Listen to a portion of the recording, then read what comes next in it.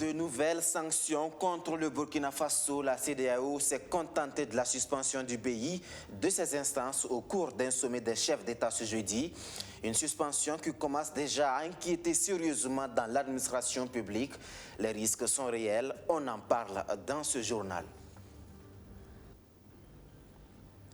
Au moins 3 ans de transition avant d'organiser les élections, des observateurs réunis au sein du groupe des citoyens d'appui à l'opérationnalisation de la transition donnent carte blanche aux nouvelles autorités du pays afin de mettre le Burkina Faso sur de bons rails. Procès, assassinat Thomas Sankara, les avocats de la partie civile ont poursuivi leur plaidoirie ce jeudi. Après avoir retracé les faits, ils ont tenté de démontrer la culpabilité des accusés pour les charges de recel de cadavres, subornation de témoins et assassinat et complicité d'attentats à la sûreté de l'État. Les avocats demandent au tribunal de condamner les prévenus à la hauteur de leur forfait. Voilà pour les grandes articulations de ce journal. Merci d'être des nôtres, mesdames et messieurs. Bonsoir. Pas de nouvelles sanctions contre le Burkina Faso. Les chefs d'État de la CEDEAO se sont réunis ce jeudi à Accra, au Ghana, pour décider, entre autres, du sort du Burkina Faso après le renversement du président élu Roch Marc Christian Kaboré. Pas de sanctions, certes, mais les dirigeants ouest-africains demandent un chronogramme acceptable de la gestion du pouvoir devant aboutir aux élections. Et face à la suspension du Burkina Faso des instances de la CEDEAO, les nouvelles autorités du pays tentent une politique de protection en vue de parer aux éventuelles conséquences. La première mesure, c'est bien sûr cette note qui suspend l'engagement de nouvelles dépenses dans l'administration publique. Une mesure qui plombe les activités et paralyse certains départements, dont les services en charge du recouvrement des impôts. En plus de cet état de fait, l'administration doit faire face à la suspension de certaines aides et subventions des partenaires au développement du pays. Faut-il craindre pour notre économie? La première mesure de riposte aux sanctions permettront-elles d'amortir le choc? Élément de réponse avec Maxime Ilboudou. C'est une circulaire qui oriente désormais l'exécution du budget de l'État, exercice 2022. Elle est adoptée par les autorités en charge des affaires courantes au lendemain de la prise du pouvoir par le mouvement patriotique pour la sauvegarde et la restauration. Dans cette note, il ressort que le budget ne couvre plus les dépenses relatives aux ateliers, aux formations ainsi que les missions. Des mesures prises pour rationaliser les dépenses de l'administration publique, mais attention, prévient le fiscaliste Tidiane Kaboré, ces décisions ne sont pas sans conséquence sur le recouvrement des finances. Certains services des impôts risquent même d'être paralysés. Nous sommes dans l'administration, les gens ne peuvent pas se lever comme ça en train d'aller pour recouvrir en fait en dehors de leur territoire habituel. Il faut effectivement des ordres de mission. Et tout ça, s'ils partent sur le terrain, il faut effectivement qu'ils soient logés, il faut qu'ils soient un certain nombre de choses qu'il faut effectivement.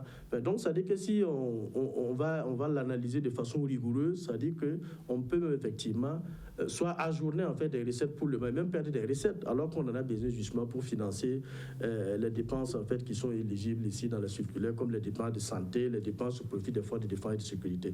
Mais je pense bien que peut-être les dépenses qui seront liées voilà, justement au régime des recettes, peut-être quand ça va arriver au Trésor, peut-être que ça pourrait être géré au cas par cas. Avant d'ajouter qu'il est trop tôt pour déterminer les effets du coup d'État sur l'économie. L'instabilité du pays peut affecter les indicateurs économiques comme le taux de croissance du PIB. Le ministère en charge de l'économie et des finances devra aussi composer avec les sanctions infligées au pays suite au coup d'État du MPSR. Des partenaires et investisseurs annoncent suspendre leur aide. C'est le cas du Millennium Challenge Corporation du gouvernement américain à hauteur de 260 milliards de francs CFA. Les nouvelles autorités, à travers les réseaux, vont essayer de convaincre ces partenaires-là pour qu'ils puissent effectivement les soutenir à la fin que le pays ne sombre pas. Selon Tidiane Kaboré, il n'y a pas pour l'instant d'indices qui puissent amener à l'adoption d'une loi de finances rectificative. Mais le plan national de développement économique et social phase 2 pourrait subir des modifications s'il n'est pas en adéquation avec les orientations des nouvelles autorités. celles qui étaient portées par ceux qu'ils ont justement dessaisi de la gestion du pouvoir, ils peuvent justement mettre en place des commissions qui vont certainement travailler à leur donner certainement un document de base, en tout cas, qui va donner des orientations sur le développement économique et social du pays. Mais c'est comme on le dit, si déjà on a une idée sur le délai de la transition militaire, ça peut déjà nous donner des orientations sur le document de politique générale, j'allais dire, concernant le développement économique et social. La réaffectation des ressources du pays vers des secteurs prioritaires par le nouveau pouvoir va sans doute bouleverser l'agenda des investisseurs. Pour éviter que le pays ne soit sous perfusion, un accent est mis sur le financement endogène qui constitue déjà 80% du budget de l'État, à en croire notre analyste en fiscalité. Prendre le temps d'asseoir une gouvernance vertueuse, une gouvernance qui répond aux aspirations du peuple, un groupe dénommé Citoyens d'appui à l'opérationnalisation de la transition donne carte blanche aux nouvelles autorités du pays, minimum 3 ans de transition. Voilà ce que propose le journaliste Lukman Sawadogo et ses camarades au MPSR. Plus de précisions avec Abdou Karim Banda et Ahmed Boy. Le groupe de citoyens d'appui à l'opérationnalisation de la transition plaide pour un accompagnement responsable de la transition au Burkina Faso. Une période que Lukman Sawadogo et ses camarades fixent à 3 années. Chez nous, dans notre schéma qu'on a publié, on a dit au moins 3 ans. Au moins 3 ans pour donner le temps à la transition, aux autorités qui sont là, de mener leur action. Et je crois que ce n'est pas beaucoup trop comme temps à accorder à la transition, au regard de nos problèmes que nous avons. Il vaut mieux faire, prendre le temps, mieux faire, que de se précipiter, surtout qu'on a une expérience de précipitation. Dans sa gestion de cette période transitoire, le MPSR annonce la mise à l'écart des partis politiques et sa volonté de travailler avec des compétences individuelles. Une décision appréciée par ce groupe de citoyens. Le fait de mettre les politiques à l'écart, ça fait qu'on n'exclut personne. Il y a un processus et dans chaque chose, il y a un mode d'emploi. Dans la mise en œuvre, il y a des principes, il y a un mode d'emploi. Pourquoi? Parce qu'on recherche l'efficacité. Donc, si vous mettez X, vous ne mettez pas Y, vous allez fausser le jeu. Donc, je pense pour moi que ce sont les partis politiques qui sont mis à l'écart, mais pas les individus. Je crois qu'ils ont précisé que s'il y a des compétences qualité, ils choisiront des gens pour le faire. Le groupe dit avoir rendu visite la veille à l'ex-président Roch Kaboré pour s'assurer qu'il va bien. Enfin, cette organisation demande à la CEDEAO de privilégier le dialogue plutôt que des sanctions qui vont davantage fragiliser le pays en proie déjà à l'hydre terroriste. Direction à présent le tribunal militaire de Ouagadougou, délocalisé à la salle des banquets de Ouaga 2000 depuis les débuts du procès des présumés assassins de Thomas Sankara et ses compagnons. L'audience du jour a été consacrée aux plaidoiries des avocats de la partie civile. Les défenseurs des victimes des événements du 15 octobre 1987 ont tenté de démontrer juridiquement la culpabilité des 14 accusés. Il faut condamner les accusés à la hauteur de leur forfait pour soulager les familles et aussi pour faire honneur à la justice burkinabé, ont insisté Maître Séraphin Somé et ses camarades. Le point de l'audience du jour avec Benjamin Kwame. L'un des accusés, Il Boudo Yamba Élisée, est encouragé, voire même honoré par Maître Nzepa Ferdinand, un avocat de la partie civile. C'est une personne clé. C'est lui qui a permis de remonter l'histoire dans ce procès, 34 ans après. S'en félicite l'avocat. Et pourtant, Il Boudo Yamba Élisée est poursuivi pour assassinat et attentat à la sûreté de l'État. L'avocat fait cette mention spéciale à l'accusé car certains co-accusés et même son conseil font croire qu'il est fou à cause d'un traumatisme crânien ou une perte de connaissance. Les témoignages de Yamba Élisée sont crédibles quand il dit que le commando qui a commis le crime est parti de chez Blaise Compaoré avec une Kalachnikov, 3 chargeurs et un RPG-7.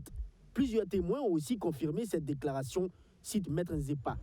Pour lui, Élisée Yamba savait très bien ce qu'il partait faire au Conseil de l'Entente ce 15 octobre 1987.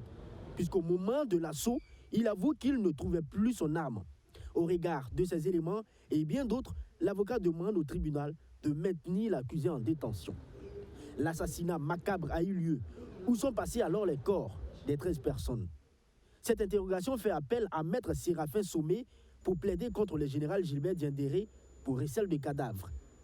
Après le passage des assassinats, les corps n'ont pas été remis à leur famille. Les corps n'ont même pas été enterrés, mais juste recouverts de terre, lâche l'avocat, dans une voix baignant dans l'émotion. Thomas Sankara et les 12 autres compagnons ont été mis dans 40, 45, voire 50 cm sous terre, pour certains, sans qu'ils ne soient identifiés. Aucune enquête judiciaire pour condamner les auteurs de ce crime. Pourquoi ça? S'interroge Maître Séraphin Somé. Puis il répond: Monsieur le Président, c'est pour justement empêcher toute action de justice. C'est pour banaliser les morts. Alors que le général Diendéré avait déclaré qu'après le drame, c'est le régisseur de la MACA, sous ordonnance du commandant Lengani, que les corps ont été retirés de la scène du crime. Maître Somé Séraphin n'entend pas de la même oreille. Gilbert Diendéré cite toujours les morts pour vérifier les faits. Le régisseur est mort et le commandant Boukari Lengani aussi. C'est toujours comme ça avec lui. Tous ceux qu'il cite sont morts. C'est un moyen artificiel construit pour se dérober, lâche l'avocat. L'avocat ne passe pas par 4 chemins pour citer le général Diendéré d'être l'instigateur de ces actions. Le Sueur Diendéré était le commandant en second du Sénèque, responsable de la sécurité du Conseil de l'Entente. C'est à lui que le régisseur a rendu compte et de conclure. Monsieur le Président, l'infraction de recel de cadavres mise sur la tête de M. Gilbert Diendéré est claire. Vous n'aurez aucun souci à lui coller la peine qui lui convient. Maître Anta Guissé viendra, dans cette ambiance, enforcer le clou sur l'accusé Jean-Pierre Palme, qui est poursuivi pour complicité d'attentat à la sûreté de l'État. Jean-Pierre Palme est toujours dans les dénégations et dénégations. Une arrogance, une nonchalance, toujours affalé comme s'il était dans son canapé, sans se soucier de l'ampleur de ce procès et de ce qu'attendent les familles, étale d'entrée de jeu l'avocate. Les années sont passées. Jean-Pierre Palme pensait ne rien craindre sous le pouvoir de Blaise Compaoré. Il a fait des aveux à des témoins comme Fidel Touré, qui ont aussi déclaré devant le tribunal. Ce sont les naïfs qui commettent les coups d'État et les opportunistes en profitent. L'avocate dira qu'à cause de sa période de disgrâce intervenue en 1994 avec l'ancien régime de Blaise Compaoré, il essaie de se faire passer pour la victime. Anta Guissé demande au président du tribunal que les éléments pour culpabiliser l'ancien capitaine de la gendarmerie sont assez clairs et suffisants, qu'il applique donc les sanctions qu'il faut pour que l'officier reste en détention. D'autres accusés comme Demedia Kalia, Thibaut Ouedraogo, Belem Lilga Sibidi, Sawadogo Idrissa, Ouedraogo Namoswende, Traoré Bosobe, Tonde Ningda ont tous été présentés comme des coupables dans l'assassinat de Thomas Sankara et ses 12 compagnons après avoir corroboré les faits avec les informations recoupées. Le procès reprend le lundi 7 février prochain. Fin de rêve pour toute une nation, fin de parcours pour les étalons du Burkina Faso à la CAN 2021. Les hommes de Kamou Malo ont été battus hier 3-1 par les Lions de la Teranga du Sénégal en demi-finale. Une défaite qui révèle bien le problème qui mine le football burkinabé. C'est une réflexion de Madi Zongo avec la voix de Archimède Boy. Les étalons ont été éliminés en demi-finale de la 33e Coupe d'Afrique des Nations le 2 février dernier par les Lions de la Teranga du Sénégal. La course du 11 national s'arrête ainsi pour la 2e fois de suite au pied du podium après la chevauchée de 2017 au Gabon. Comme on le dit, la victoire a plusieurs pères, mais la défaite est orpheline. Il est donc normal que cette déconvenue suscite des critiques, voire de la critique. Mais au-delà des émotions conjoncturelles, l'intérêt du football burkinabé exige qu'on se pose de bonnes questions. L'équipe nationale est définie comme la sélection des meilleurs joueurs du moment et elle est surtout le reflet du niveau du football local. La base de recrutement du 11 national est constituée des clubs où évoluent les joueurs au quotidien. On n'a pas besoin d'être un grand expert pour savoir que le niveau du football est assez bas au Burkina Faso. Difficile d'imaginer des miracles quand la base même de la pratique du football pose problème. Depuis 2 ans, il est impossible pour une équipe, y compris les étalons, de jouer un match à domicile. Le mauvais état de nos infrastructures sportives ayant conduit à la suspension de nos stades par les instances internationales. Si on considère qu'évoluer sur sa pelouse est un avantage pour celui qui reçoit, les Burkinabés sont défavorisés. L'élimination précoce de nos clubs sur la scène continentale l'illustre à souhait. Même si la quasi-totalité des joueurs de l'équipe nationale évoluent dans des clubs étrangers, il n'en demeure pas moins qu'ils ont été formés au niveau local. Certaines tares ancrées depuis la période d'acquisition sont indélébiles. Ils sont rares, les joueurs burkinabés qui évoluent dans des clubs majeurs, dans de grands championnats européens. La détermination et la combativité peuvent permettre de franchir certains obstacles dans la compétition, mais la tare qui empêche de monter sur la plus haute marche du podium produit son effet au mauvais moment. Atteindre un taux de croissance démographique d'environ 2,2% d'ici 2030, c'est l'objectif que s'est assigné le projet Services sanitaires, services communaux d'état civil et OSC pour la promotion sociale et les droits des femmes et des enfants.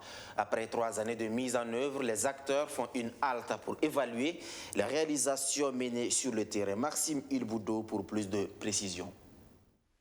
C'est un projet qui, à lui seul, prend en compte le renforcement de l'offre des services d'acte civil, la promotion de la planification familiale et l'amélioration des droits des femmes et des enfants.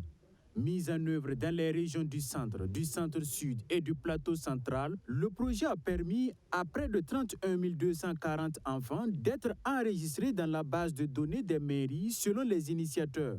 Aussi ressort-il que plusieurs agents de santé sont outillés en vue de rehausser les indicateurs de la santé sexuelle et reproductive dans les zones concernées.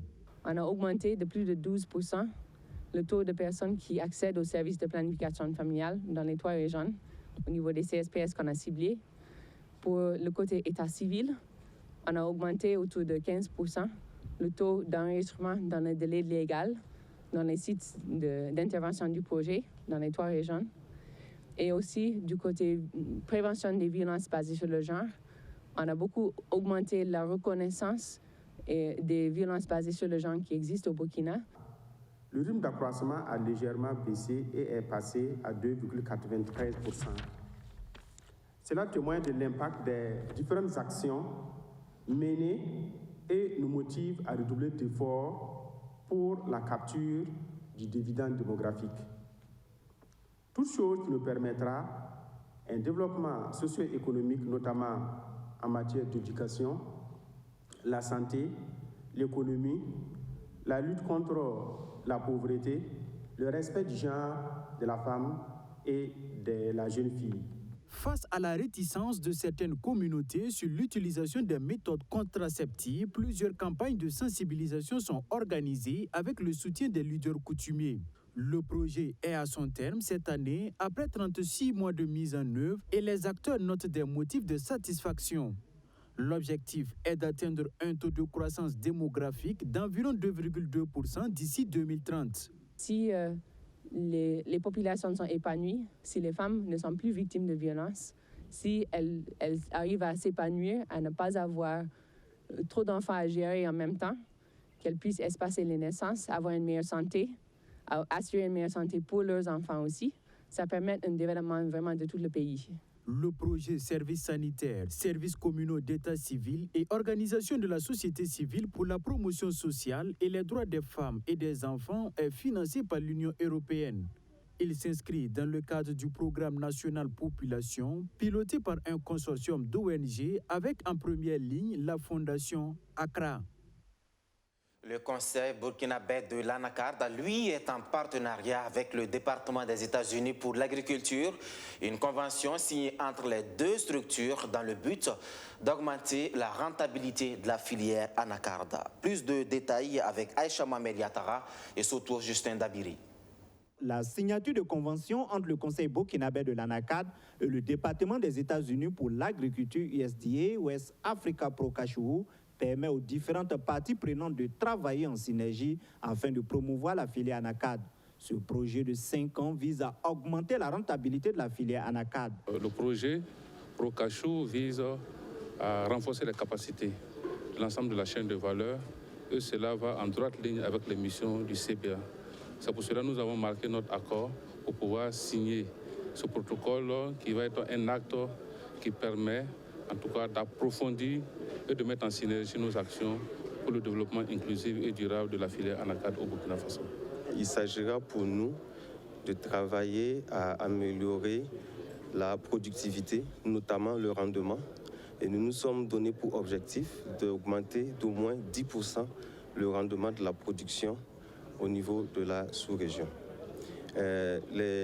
Expérimentalement, il a été prouvé que c'est possible de passer du simple au double de la production, du rendement, rien qu'en appliquant les bonnes pratiques agricoles.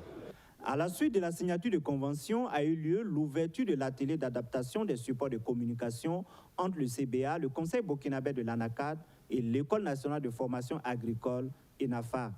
Cet atelier a pour objectif d'actualiser les différents modules en fonction des innovations constatées dans le domaine de l'agriculture. Cela permettra aux différents acteurs de mieux se former sur les bonnes techniques de production et améliorer la qualité des noix d'acajou. Les rendements sont faibles pour plusieurs raisons. Donc le projet Kechou a fait des travaux et ils ont approfondi les curricula, les formations, non seulement pour les producteurs, mais aussi l'objectif c'est qu'on puisse intégrer cela dans les schémas de formation, notamment dans les écoles d'agriculture, parce que ce sont ces écoles qui forment les techniciens de l'agriculture et dans une certaine mesure les producteurs. Donc l'atelier va permettre de valider ces curricula, donc ces programmes de formation. Le projet Procachou a été financé par le développement des États-Unis pour l'agriculture USDA et est mis en œuvre par le CNFA. Il regroupe 5 pays d'Afrique que sont le Burkina Faso, la Côte d'Ivoire, le Nigeria, le Ghana et le Bénin. Le projet a débuté en 2019 pour une durée de 5 ans. La société de microfinance Baobab Burkina poursuit ses actions de citoyenneté. Après le don de vivres aux déplacés internes, la microfinance, en collaboration avec le Centre national de transfusion sanguine, a organisé une opération de collecte de sang au profit des hôpitaux. Maxime Ilboudou. En première ligne de cette opération de don de sang, le directeur de l'entreprise Microfinance Baobab Burkina. Après un contrôle sanitaire, c'est environ 450 millilitres du liquide précieux qui est prélevé chez Missa Hilaire. Pour lui, ce geste vise à sauver la vie de ceux qui ont besoin de ce liquide pour continuer à vivre.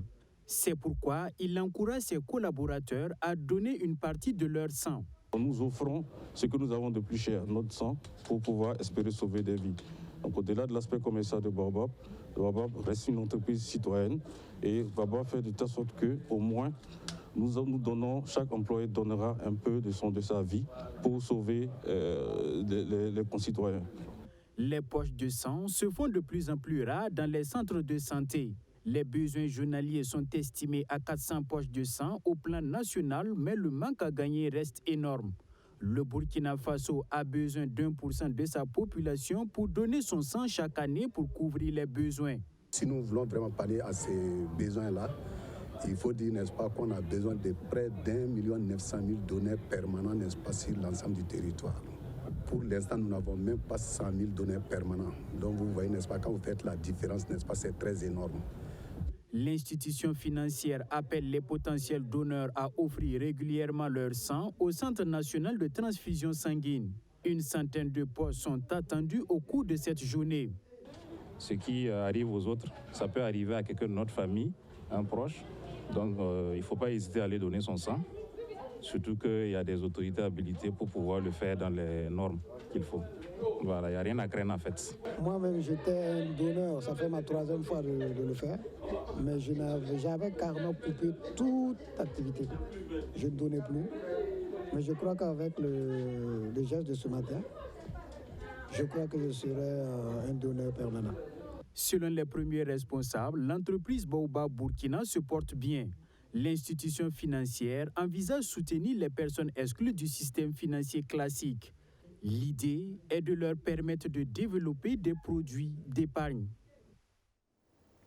Ce journal qui s'achève, merci à tous de l'avoir suivi partout au Burkina Faso et plus précisément depuis les villages de la commune de Konki-Ipala dans le Kadiogo. À demain pour d'autres actualités. Bonsoir.